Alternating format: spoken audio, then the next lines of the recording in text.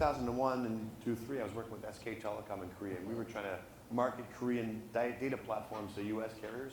Sure. And I found that the business development process with U.S. Cellular was one of the simplest. I mean, we managed to get all the decision makers in one room in Chicago.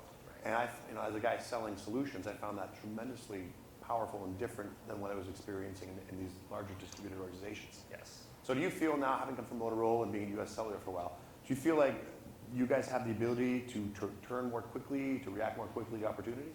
Yeah, I think when you put it that way, I think it's interesting because coming from a device-heavy, engineering-heavy company to, I would say, a much more marketing-focused, it's interesting, in terms of who takes the lead. Yep. Right. So there, we always were working through engineers. Here, it's very much more through the marketing organization. Yep. So as we work through the marketing organization, we try to get all the right players at the table, and we work through that as quickly as possible because a quick no is just as good to the startup as a potential yes. Yep. But if it takes 6 months, then it's probably not worth it. Right.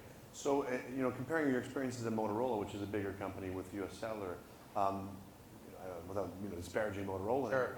But so what are the shifts you've seen, like from the big organization that has handsets, like you talked about them, Right.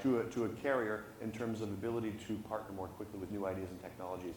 And so, like you've talked about the size. Let's talk about the category more, like handset company versus carrier. Right.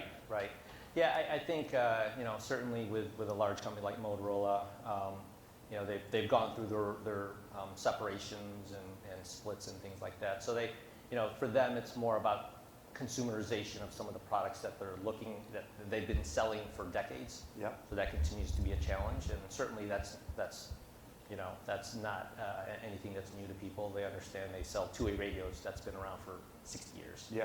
Okay, so there's those types of devices. There's companies out there that enable that now. Yep. Right. So, yeah.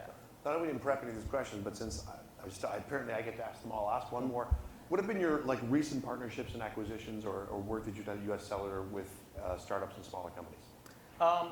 So we haven't done much at the U.S. Cellular level. At the parent level, TDS, they're Yep. very, very active in that space. Yep. So they've certainly made some acquisitions along the broadband space. Yep. Within U.S. Cellular, it's more about partnering with a lot of, we do have a harem of partnerships with VC-backed companies. Yep. And really the idea of developing the venture practice around that means that we have yet another tool in our toolbox. Yep. That allows us to extract additional value through partnerships. So. Great. Thank you very much, Mel. You bet. Cheers. Thank you.